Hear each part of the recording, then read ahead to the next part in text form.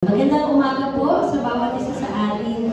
Talaga ako po ay isa rin sa mga candidate kahapon. At masasabi ko nga na life-changing yung experience kasi ang tawag na dito, minsan iniisip mo na pag-leader ka, dapat perfect yung gano'n. Naiyak kayo. Dapat minsan iniisip mo pag-leader ka, tinitingnan ka ng maraming tao, so ikaw, dapat maintain mo yung, thank you po, maayos na image, maayos na testimony. Pero ang totoo, hindi mo pwedeng dayain yung mga tao sa paligid mo at higit sa lahat. Hindi mo pwedeng dayain ang Panginoon. Kahit na anong uri ng maskara, yung i-cover mo sa face mo, lantad pa rin lahat sa harapan ng Panginoon. So, ako lang personally, ay i-prepare ng Lord para sa topic ko sa umaga nito, which is Holy Nation. Kasi sabi ko nga, Lord, paano ko i-relate yung experience ko kahapon sa topic ko ngayon? Ang pinakamasarap sa Lord, kapag binabanal ka niya, nililinis ka niya, i-ready ka niya para sa paglilingkod sa Kanya. Hindi mo pwede na umattend tayo ng retreat, pinalaya tayo ng Panginoon, pero wala tayong response. Yung binanal tayo ng Panginoon, iniligtas tayo ng Panginoon, pero wala tayong action na ginawa at hindi pa rin tayo naglingkod sa Panginoon. Sayang. Sayang yung ginagawa ng Lord sa buhay mo kung ikikip mo lang sa sarili mo. So, salamat sa Panginoon kasi talagang na-refresh ako.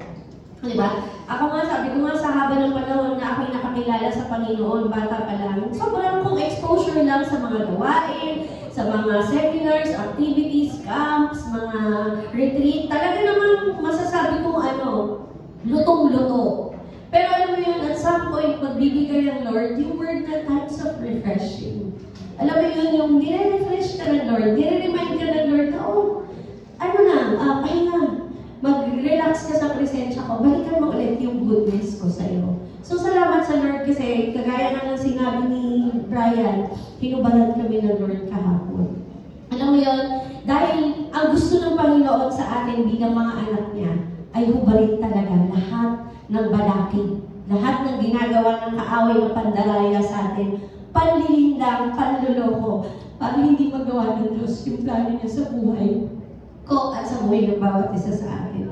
So, salamat sa Lord at yun nga, kagaya ni Shell, excited ako na magkaroon tayo ng ganong ulit activity dito sa church. Kasi alam ko na maraming gustong gawin ng Diyos sa church na to. Diba? Imagine nyo, nagkaroon tayo ng opportunity magkaroon ng church sa Caloocan. Kailangan natin ng maraming workers. Pero sabi mo sa katabi mo, ihanda mo yung sarili mo. Oo, kasi hindi lang Caloocan. Maraming bibigay na opportunity ang Lord. Kaya tayo dito sa church ng Batasan, ini-equip ng Lord, binabanal ng Lord, linungubalan ng Lord ang mga kasalanan. Kasi lahat tayo may ipapagawa ang Diyos. Amen ba? Sayang, huwag nating sayangin yung opportunity. So sa umaga nito, tayo po muna ay manalangin para sa kanyang mga salita. Lord, salamat po Panginoon sa iyong mga salita sa umaga nito dahil ito po ay paalala na hindi mo lang kami iniligtas para sa aming mga sarili o para ma-enjoy yung favor, yung blessing ng pagiging ligtas o pagkakaroon ng buhay na walang hanggan. Because Lord, pinili mo kami dahil meron kang ipinapagawa sa amin and we are the salt and light of this world, Panginoon. And we are supposed to act na bilang mga anak mo at bilang mga binyanan mo iyong mga anak, Panginoon. Hayaan po na sa umagang ito ay maging bukas ang aming mga puso sa mga paalala mula sa iyong mga salita, Panginoon. Na talaga namang lakaran namin yung buhay, yung landas, Panginoon, na nais mo para sa amin upang kami, Lord, ay maging kagamit-gamit, kami ay maging pagpapala at higit sa lahat, Lord God, kami ay maging kagalakan ng puso mo, Panginoon. Salamat sa iyong paglilinis sa bawat isa sa amin at anuman ang mga bagay na maaaring hadlang para hindi namin maunawaan ang iyong mga salita. Ito man ay espiritu ng antok, kapaguran, sakit at karamdaman, kaguluhan ng kaisipan. Lord, we pray, palayain niyo po ang bawat isa sa amin upang matanggap namin ang iyong mga salita ngayon, O Diyos, na talaga namang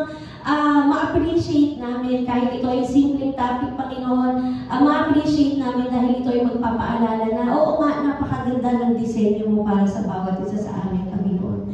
Kaya Lord, pinupuri ka namin at pinapasalamatan sa pangalan ko ni Jesus. Amen. Hallelujah. Alam ko po na yung topic na sinisiris natin ngayon is tungkol sa 1 Peter 2:9. And alagin po na basahin ko po yung text natin sa umaga nito. Sabi po dito, 1 Peter 2:9, it says, "But you are a chosen people, a royal priesthood, a holy nation, God's special possession, that you may declare the praises of Him who called you out of darkness into His wonderful light. Once you were not a people, but now you are the people of God. Once you had not received mercy, but now you have received mercy." So, alam mo po yung topic ni Pastor Allen last week is about the royal priesthood. Yun ay pagkakaroon natin ng direct access sa Panginoon to minister sa buhay natin at sa buhay ng iba. Hindi natin kailangan ng pare para maging mediator. We can go directly, freely sa presensya ng Panginoon bilang kanyang piniling chosen people. Diba? So, napakabuti ng Panginoon. We are so blessed that we are not just the chosen people, we are not just a royal priesthood, but we are a holy nation. Alam niyo yun, in the Old Testament, God established Israel as the holy nation and the kingdom of priests. Diba? They are set apart. They are a distinct people set apart from the surrounding cultures and dedicated to God's service. So in the Old Testament, the only chosen nation is the Israel. They are set apart from the surrounding cultures because they are dedicated to God's service. Pero alam niyo po kung ano yung magandang balita? In the New Testament, we, as the people na tumanggap sa Panginoon, naging applicable sa atin to. We have been chosen and we are called a holy, quote-unquote, holy nation.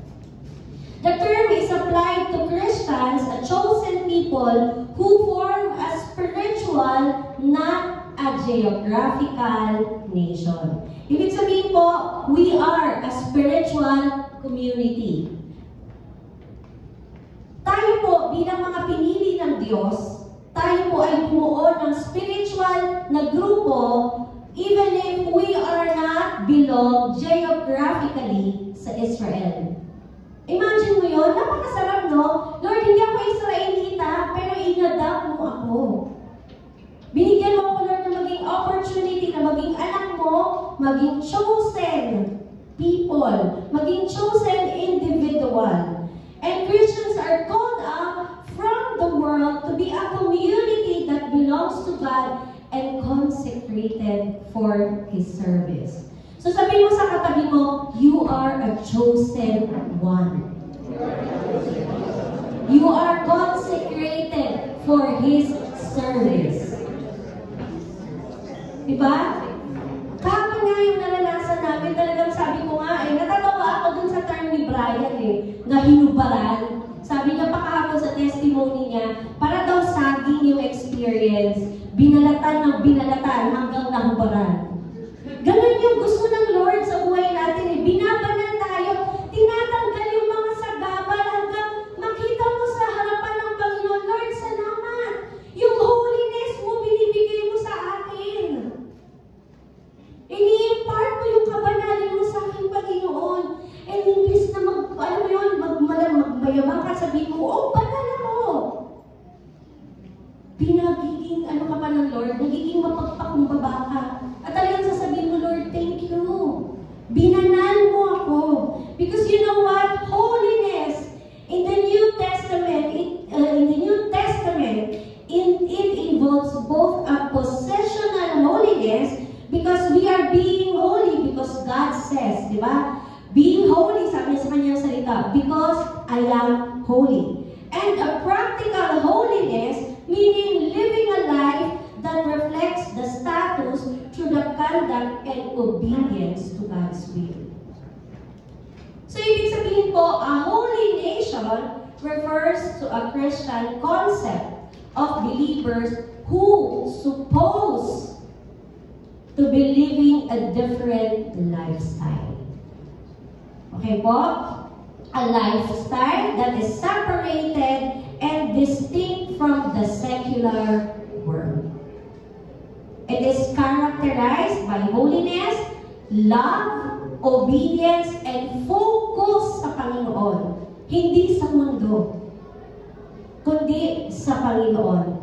This is a lifestyle presented as a transformation enabled by the Holy Spirit. It is not a transformation na nagre-reflect because of our own doings. So that wala tayong pwedeng ipagmalaki sa Panginoon. Binabanat tayo ng Panginoon. Ito yung nakikita, yung in-expect sa atin that we are being separated and distinct from the world. It is because we are enabled by the Holy Spirit.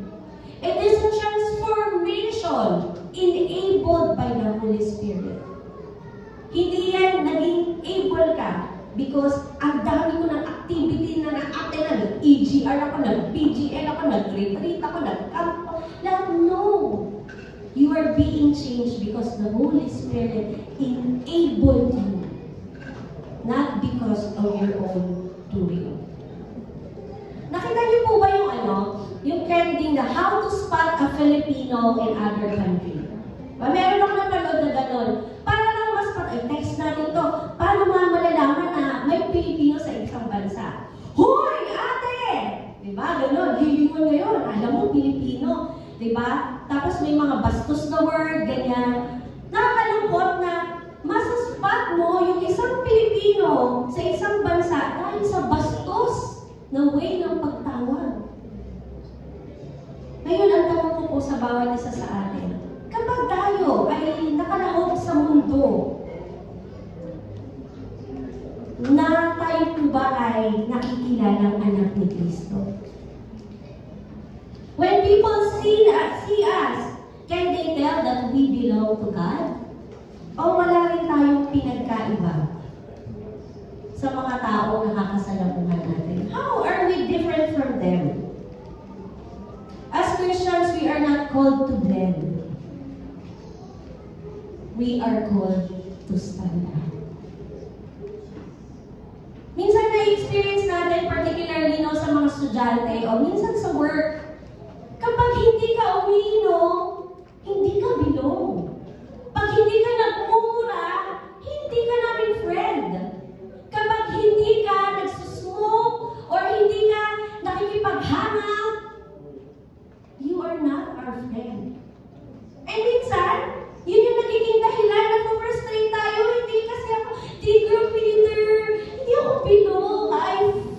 I felt so all alone. Issue agad yung hindi ka nabilong sa mundo. But guess what? It's a good news. Na nararamdaman mo, you are alone. Hindi ka bilong. Kasi hindi ka bilong sa mundo. You are set apart. Yes.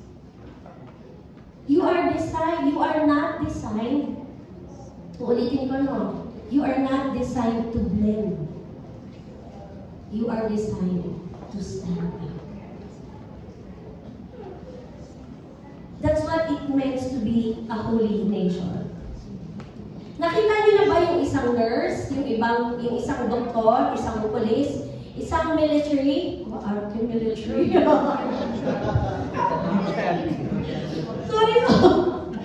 Sorry lahat. Kasi yung kasing work ko ngayon nakakainis eh.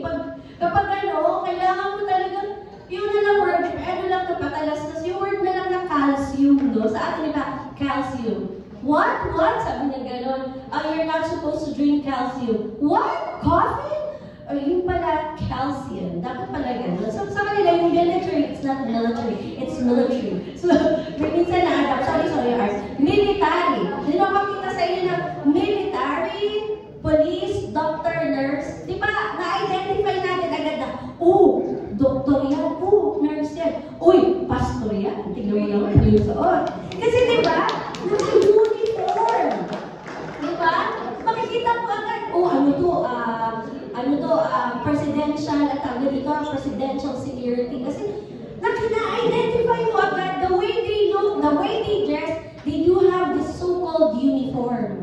Diba? At tayo po mga Kristiyano being set apart. Our uniform is holiness. Sabihin mo sa katabi mo, your uniform is holiness. Diba? We are chosen. We are set apart. Ang sabi nga dun sa isang awit, sa awit ng bayan, diba? Mapalad ang bayan na iyong ibinukod. Mapalad ang bansang sa'yo ay sumusunod. Minsan nakakaya sa sitwasyon natin ngayon, no? We are said to be the only Christian nation in Asia. Pero look at what's happening with our nation right now. Ito ba yung nagre-reflect ng isang Kristiyanong bansa? We are so corrupt. Diba? Pero magalang ka. Ikaw ay Pilipino, may magagawa ka. O baka naman, wala ka na rin magawa dahil sira na rin yung testimony mo. Yun, mas nakakatakot yun. Alam niyo po kung anong pinakamasarap sa isang Pilipino na Kristiyano. Ikaw po ay Pilipinong pinili. Hindi ka lang pinili, ikaw ay pinino. Ulitin ko po, hindi ka lang Pilipinong pinili. Sabihin mo sa katabi mo, ikaw ay pinino. Diba? Alam niyo po, ang pinakamasarap talaga, nung nag-aaral nga ako, nung inaaral ko, sabi ko, ang sarap pala maging Kristiyano. Kasi hindi, diba, ang sabi, you are chosen and you are set apart. Hindi ka lang pinili basta out of nowhere. Pagkatapos kang pinili ng Diyos, diba, out of, diba, sabi, He leave the 99 for you. So out of these people, naspatan ka, oh, Shell, pinili kita. Hindi kita iniwan dyan. Hindi ka iniwan ng Diyos. Oh, Bianca, you are chosen, but you are set apart. Hindi na kita pinili. Inihiwalay kita for a purpose. Kaya mapalad ka kung andito ka. Tinanggap mo ang Lord. You are not just chosen. You are set apart.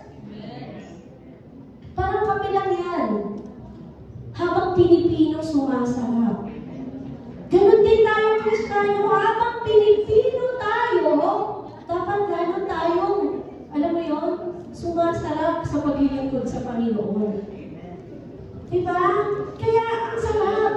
Ang sarap maging Kristiyano kasi hindi ka lang pinipili. Pinipino ka ng Lord. Para sa magandang plano niya.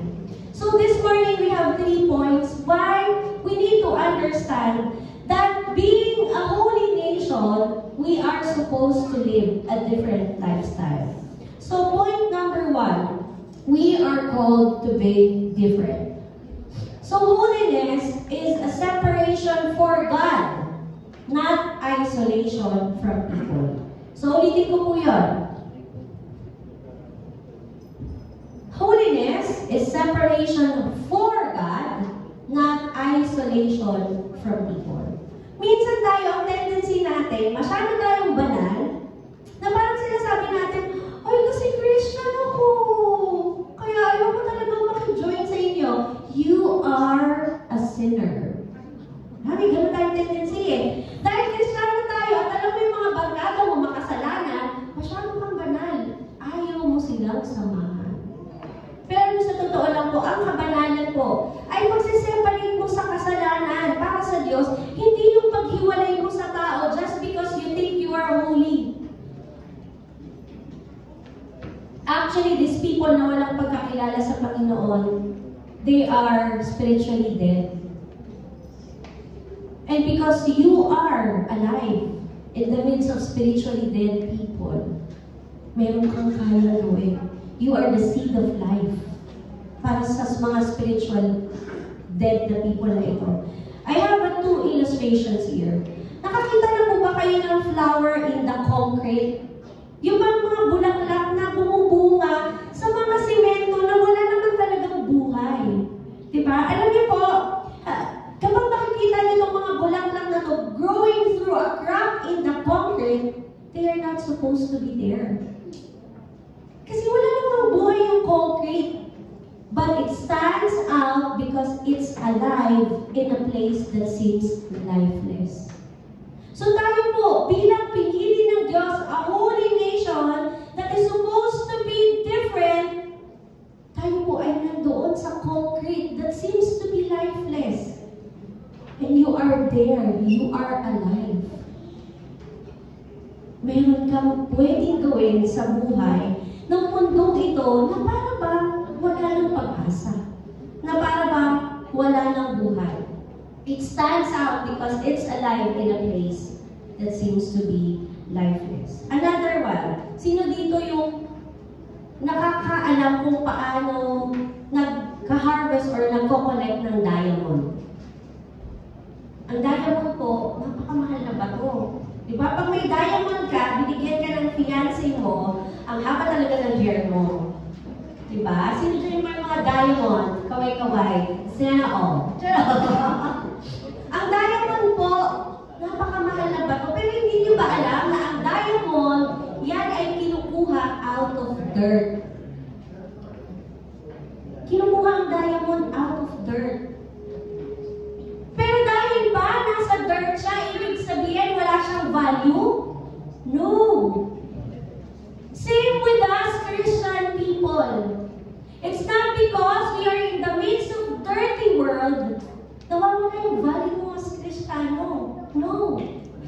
Ikaw bilang isang diamond sa dirty place, ano dapat ang nangyayari sa'yo? Dapat kumikinang ka lang. Shine! Nagniningning tayo lalo. Alam niyo po, a holy life involves turning away from worldly distraction and influences that pull us away from our faith in God's intended path.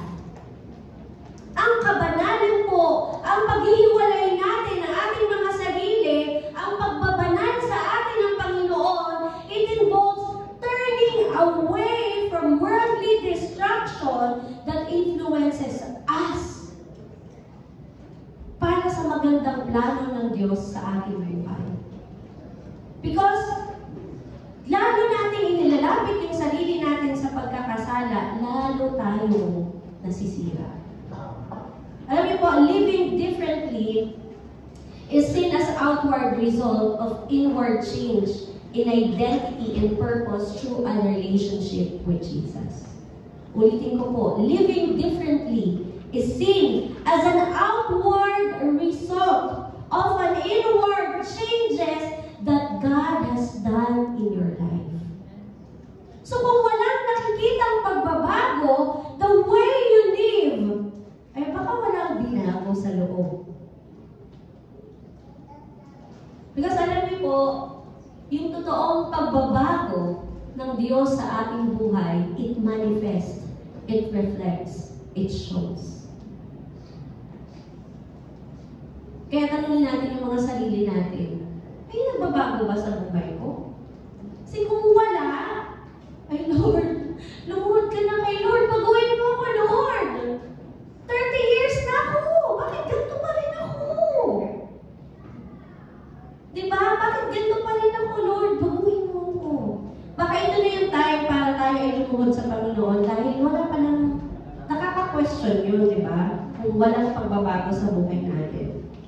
And since we are set apart, it includes yung pagtalikod natin sa worldly ideologies. Ano po yung mga worldly ideologies? Ito yung mga makamundong pananaw. Ano ba yung mga example ng mga makamundong pananaw? Abay, yung tagal mo ng Kristiyano, may pamahiin ka pa. Na pag nakakita ka ng itim na pusa, huwag kang tumuloy, mamamatay ka. Diba? May mga makamundo pa tayong ganung pananaw. Na pag may pununtahan kang patay, magbihis ka, may susunod sa pamilya mo. Abay, takot na takot. Diba? Marami tayong, ano yung mga makamundong pananaw natin? Marami. Marami. Mga maling pananaw na hindi dapat natin pinamumuhay at nagiging pananaw Kristo. Kung meron po kayong time magbasa, makikita niyo po yan sa James 4:4 and Colossians 2:8. Ano pa po? Sexual immorality. Ito po ay self-explanatory. Alam ko po, naiintindihan nyo. Ano po yung sexual immorality? Ito po ay may mga gawain na makamundo. Lust of the flesh na hindi gusto ng Panginoon na pinabuhay natin. You can see it at 1 Thessalonians 4:3-5. Materialism and greed. Yung bang, sabi nga ni Ate Jonah kahapon, shopping. Alam mo yun, meron ka ng 15 pairs of shoes, kulang pa. Gusto mo pa talaga 20, 25, 30, 35, 40. Diba? Gusto mo lahat ng sizes, meron ka. Diba?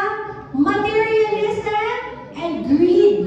Yung parang magtuwang-tuwa ka, nasasatisfy yung pagkatao mo ng mga makamundong bagay.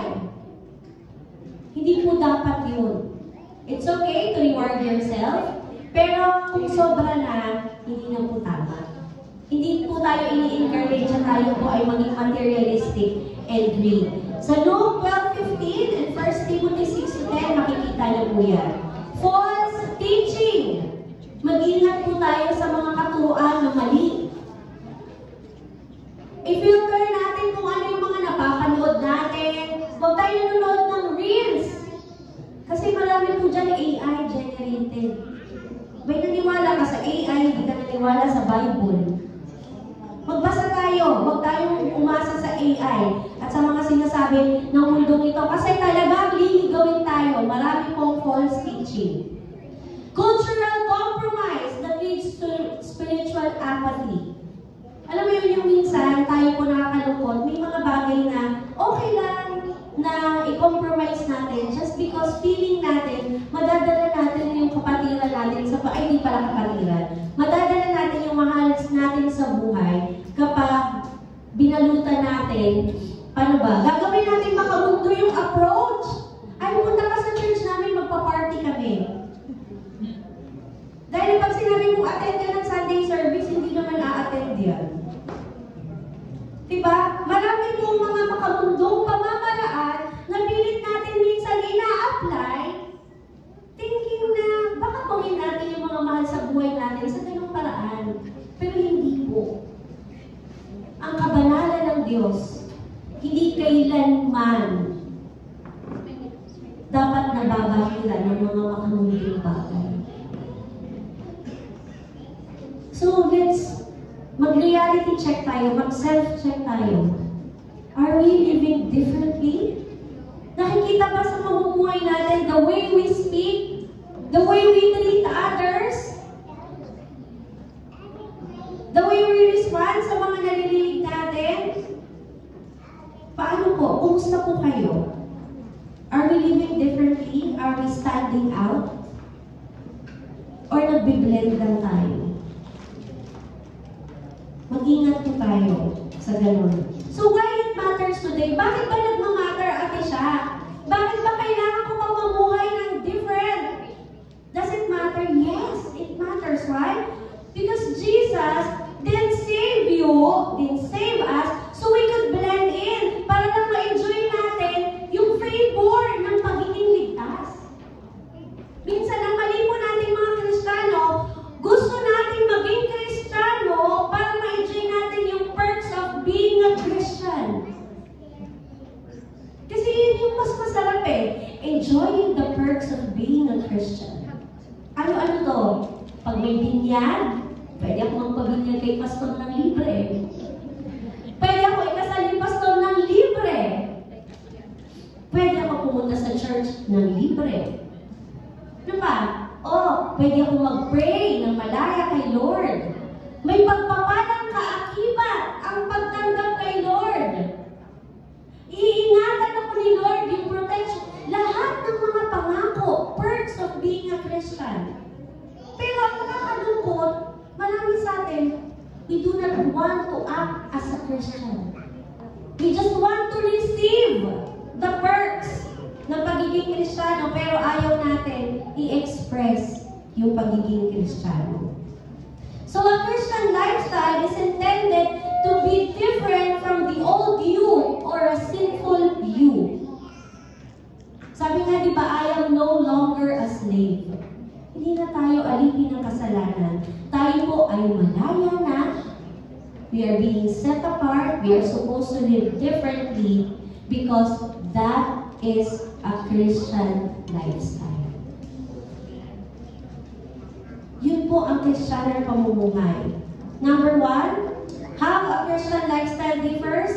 It has a transformed nature.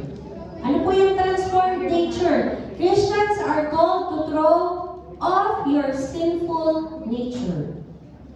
Huwag na natin yakapin yung nakaraan. Sabi nga ni Ate Amar kanina pinalaya na ako ng Panginoon. Huwag na natin balikan. Itapon mo na kung ano yung mga nagpahirap sa iyo dati. Harapin mo yung bagong buhay because you are a transformed nature. Renewed mindset. Binago na ng Lord yung kaisipan mo. Hindi na yan makamundo. Yan ay makalangit na. Diba? Walking as a children of light. Tayo ngayon ay lumalakad na may kabanalan bilang anak ng Diyos na buhay. Walking as the children of light. A holy nation is a people who have been called out of darkness into God's light and are now called to live their lives as the children of light by shining that light in you in the world. Malaki yung magagawa mo kung lang paiilawin mo yung ilaw na meron ka. Sabi nga sa kanta ng mga bata, this little light of mine, I'm gonna let it shine. Diba? Don't let Satan blow it up, I'm gonna let it shine. Diba? Simpleng kanta ng mga bata yun. Pero tuwing nasa mundo tayo, natindan tayo. Diba? Ang sarap na tayo, Lord, this little light of mine. I-remind ko ang sarili ko yan pag na-high blood ako sa anak ko. Oh Lord, talaga naman, this little light of mine. Kaya don't let Satan blow it up. Diba? Hirap. Talagang mahirap po ang buhay na may kabanalan. Pero yun tayo Diba? At ang pinaka mahalaga po sa lahat, it produces the fruit of the Spirit. Bilang ikaw ay Kristiyano, you have been set apart, you have been chosen. Alam niyo po, dapat meron tayong fruit of the Spirit. Tingnan mo yung katabi mo. Kasama mo yan. Best friend mo, may fruit of the Spirit ba yan?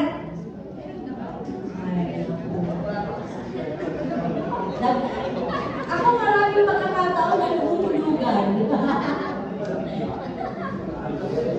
Oo. Pero alam niyo po, i-workout po natin yun. Grabe si Joshua, parang gusto niya talagang sabihin sa mga kaibigan niya at sa kapatid niya, kailangan mo yan, brother.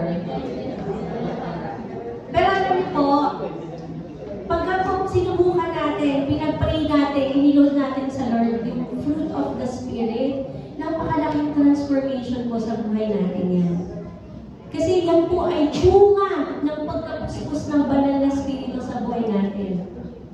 At kung out of the fruits, isa lang ang meron ka, inuhod mo talaga sa Lord. Lord, gusto ko ito maranasan. Holy Spirit, ibigay mo ito sa akin. Kasi gusto kong mabuhay ng tama, ng iba. Because without the fruit of the Spirit, mahirap po mabuhay ng iba. Okay? Kaya ano po, ipag-pray natin. What are the fruit of the Spirit? It is love, joy, peace, patience, kindness,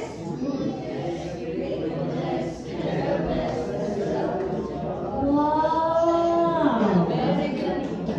Tapos hindi nakikita, pero memorize. At least memorize. At least memorize natin. So, let us always pray for it. Yung grace ng Lord ibigay sa atin so that we will have these fruits of the Spirit in our lives. Point number 2, obedience in practice. Ito yung pinaka-mahirap. Sabi, di ba? Pinili ka na, pinilo ka pa, hindi ka lang dapat mamuhay ng naiiba, dapat yung kabanalan, pinapractice.